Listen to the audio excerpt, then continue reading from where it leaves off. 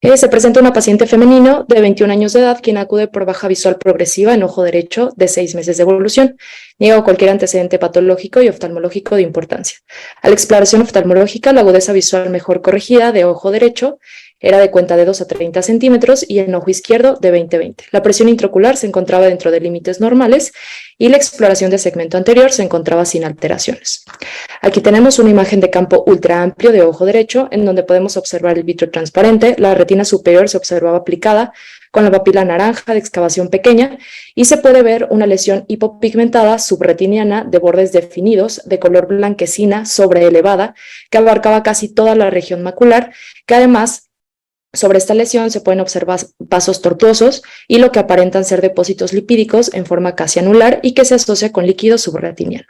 Se solicita un estudio de autofluorescencia en donde se puede observar una zona de hipoautofluorescencia que corresponde a la masa y en la fluorangiografía se puede observar desde etapas tempranas del estudio una zona de hiperfluorescencia que conforme avanza el estudio estaba aumentando en intensidad y en extensión y que podría corresponder a fuga por neovasos. Ante la presencia de una masa subretiniana acompañada de líquido subretiniano se solicita una ecografía ocular. Se puede observar en la ecografía modo B en corte axial una lesión en forma de domo hiperrefléctica de aspecto heterogéneo que mide 10.5 milímetros por 7.08 de altura con una zona más hiporrefléctica, además de lo que aparenta ser una excavación coroidea, aunado un desprendimiento de retina correspondiente en tamaño a la lesión sólida. Y en la ecografía modo A estandarizado se observa una lesión de reflectividad media. Por lo que con los datos clínicos y de imagen se llega al diagnóstico de un melanoma coroideo amelánico. Se solicitan estudios de extensión, no encontrando metástasis, por lo que se decide realizar una enucleación y se envía a patología, obteniendo como resultado de globo ocular derecho un retinoblastoma bien diferenciado, sin invasión de la papila, sin contacto de la lámina cribosa, sin tumor en borde quirúrgico distal de nervio óptico, ni invasión coroidea y con escasas siembras vítreas. Y bueno, ¿cómo ven este caso? Este es un caso interesante por la cuestión diagnóstica y la rareza, ¿no? de este diagnóstico final, que no es el que pensaríamos en un inicio, aunque también, bueno, pensar en un melanoma amelánico, ¿qué me pueden decir respecto a esto? En un paciente de estas características, no sé qué raza era. Bueno, mira, o sea, la verdad es que yo no tengo mucha experiencia viendo melanomas como Emiliano, pero sí he visto muchos retinoblastomas y esta imagen clínica, la verdad es que no se parece nada a un retinoblastoma, ¿no? O sea, no está en la edad de diagnóstico, es un adulto. La masa realmente, al tener el desprendimiento de retina, no hace tan fácil el ver como tal la masa. Entonces, la verdad es que me parece un casasasazo porque pues qué bueno que fueron aquí muy honestos, ¿no? Y pensaron que era un melanoma. O sea, yo creo que lo que salvó la vida de esta paciente fue que pues tenía lo que parecía una excavación coroidea y pues también el diagnóstico diferencial era con otra patología maligna y decidieron enuclearla, ¿no? Pero la verdad es que, o sea, aún habiendo visto muchos retinoblastomas, no hubiera pensado de primera instancia en este diagnóstico. Y pues bueno, nada más recordar que pues los pacientes no siguen el libro, ¿no? Aunque el libro nos diga que el 95%, nunca el 100% de los pacientes se diagnostican con retinoblastoma antes de los 3 años de edad, hay pacientes que no lo hacen así, ¿no? Y que probablemente tal vez era un retinocitoma que tuvo una mutación, una mutación nueva y que hizo que el tumor siguiera creciendo y por eso ahora manifestó baja visual que la hizo consultar, ¿no? Pero está muy, muy interesante el tener un retinoblastoma a esta edad y que pues afortunadamente no haya tenido una complicación de vida, ¿no? Eso es muy interesante lo que acabas de decir respecto al retinocitoma. No sé si nos podrías explicar un poco más respecto a esto. O sea, esa lesión entonces ya la tenía, que es un retinocitoma. Bien, no soy una experta tampoco en genética de estos tumores, pero el retinocitoma es un tumor hasta cierto punto con un comportamiento benigno porque es autolimitado puede crecer en cualquier parte de la retina, y en algunos casos de niños que tienen retinoblastoma hereditario, si revisamos a los papás, vamos a poder encontrar en la retina de los padres algún tumor de este tipo. Es decir, ya había una mutación dentro de la retina que generó un tumor, pero que fue un tumor autolimitado. Y entonces necesitas que haya una mutación, además de somática, una mutación germinal, para que entonces tengas la mutación en todas las células de retina y puedas tener estos tumores múltiples en los dos ojos, que son generalmente muy agresivos, que se presentan en los primeros años de vida, que necesitan tratamientos igualmente agresivos para poder ser controlados. Entonces, pero al final es una alteración genética, y entonces si tienes un segundo golpe, le llaman, ¿no? A esta información genética, pues vas a tener un crecimiento descontrolado y una apariencia clínica como la que estamos viendo. Ok. Jessica, ¿estás de acuerdo en el manejo que se le hizo la enucleación? ¿Sabes? Una cosa es que yo de entrada, algo a mí que me tiene, digo, si Zaira, que se la pasa viendo retinoblastomas, no hubiera pensado en esa patología, es que yo de entrada jamás me hubiera imaginado en un retinoblastoma, ¿sabes? Y para mí es como es un recordatorio, ¿no? De que este tipo de lesiones efectivamente, aunque están en cierto rango de edad, pueden aparecer después, ¿no? Porque esta paciente no estaba en ningún rango de edad, ¿no? Ni para melanoma, ni para retinoblastoma. Y se le hacen todos los estudios como diagnóstico diferencial para una masa, que es lo que se tiene que hacer. Y al final, como dice Zaira, tuvo la suerte de que la elección haya sido una enucleación, ¿no?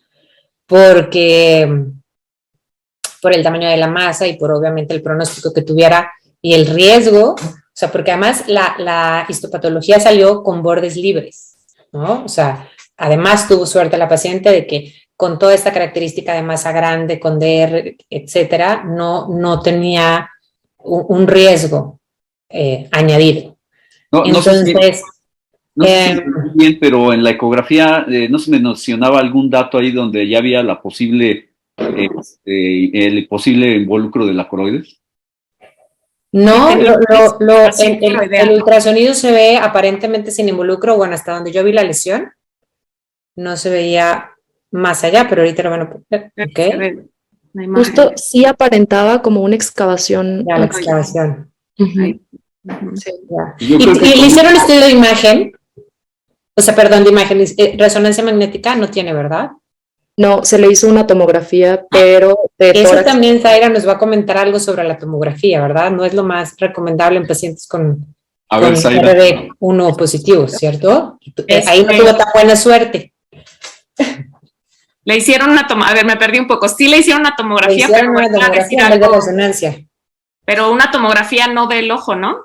No, se le hizo de tórax y abdomen. O sea, para buscar extensión. Claro, para metástasis pensando en melanoma. No, exacto.